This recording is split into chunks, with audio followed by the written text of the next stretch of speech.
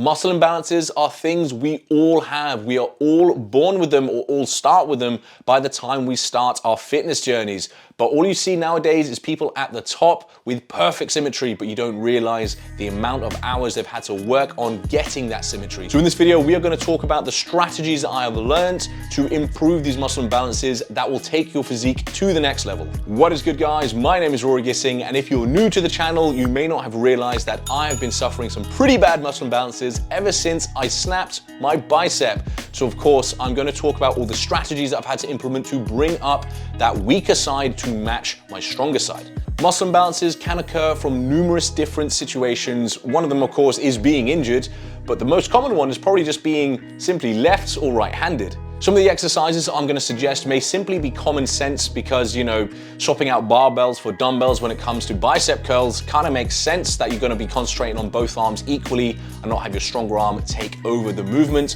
But hopefully just watching this video, you'll get some new information that can help you improve your own workouts.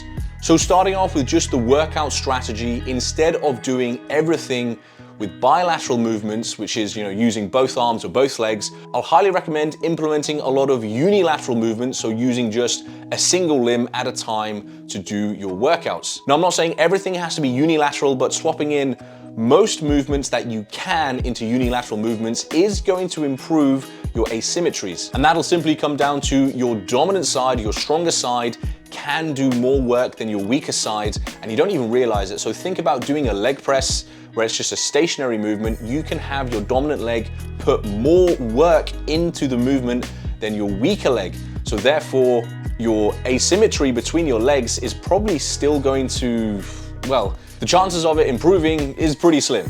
So first up, swap to single limb movements. Now, a lot of people will train their weaker side first and then train their dominant side because they want to match the amount of reps. However, I recommend swapping that around. So when you try and train your dominant side first, get to absolute failure.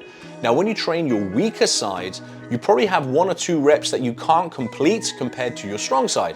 Now, when this happens, all I'm going to recommend is taking a quick 3-second rest pause and then finish the exercise. Sometimes if you're doing like high volume workouts, you may actually need to take 2 rest pauses, so have 2 little rests before you can actually match the amount of reps that you just completed on your dominant side. Doing it that way means your dominant side still gets a good workout. You're still training to failure, and then you're training somewhat past failure on your weaker side. And I find that's just a better way for things to let things catch up. And you can still train, like I say, evenly. So that's pretty much the fundamental strategy of this video. But now the question is, how many exercises can I actually do that with? Because I mean, with chest, how are you supposed to do that with chest? So let me give you an example. I'd have a normal chest workout, so I can still obviously opt in to do dumbbells. When it comes to any sort of pressing movements, you have to establish whether the weakness is from your triceps or your chest.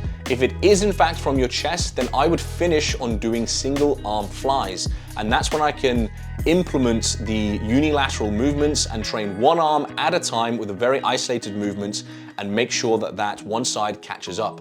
You can also, depending on how bad your muscle imbalances are, you can throw in an extra set on the unilateral movements at the end of the workout. I recommend the end of the workout simply because you do it at the start of the workout. Now that weaker side is even weaker for the rest of the workout. So training it at the end, getting in 1 extra set at the end is my recommendation. Training back is pretty much all pulling movements. Of course, the biggest one being a lat pull down or pull up. So I do recommend swapping that to a single arm lat pull down. However, a lot of the machines are kind of awkward to try and do a single arm lat pull down with. If the machine's like going over too far above your head, it feels like you're implementing a lot of bicep, or you're just off-centered when you're trying to do your single arm movements. So I do recommend setting up in a cable machine, using a bench. You've probably seen this exercise all over social media already, but this is fantastic for building up your lats. I do recommend throwing that in if you have any lat imbalances. Same goes for rowing movements. Just swap it to a single arm, so a single arm row, or even dumbbells. Dumbbells are fantastic as well. You can get that swapped in super easy. Arms are also reasonably straightforward. You just swap out your double arm movements to single arm movements and just continue with the exact strategy that I've already implemented. But when it comes to your lower body, when it comes to legs, I do find the biggest causes, if you will, for muscle imbalances do actually come from your technique, or having, say, a slightly tighter muscle on one side than the other. It changes your technique, it changes your knee position, your ankle position.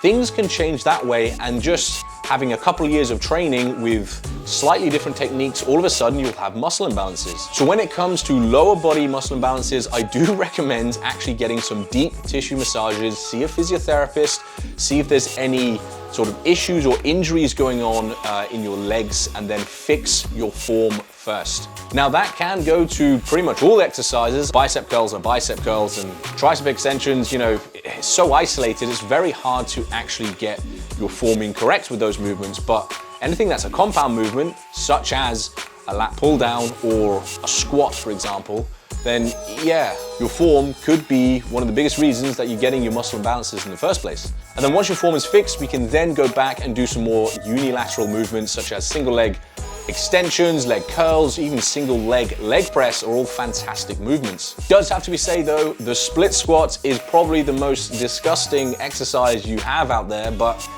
it does work very well. So that's it. It is pretty simple, like it's kind of almost self-explanatory.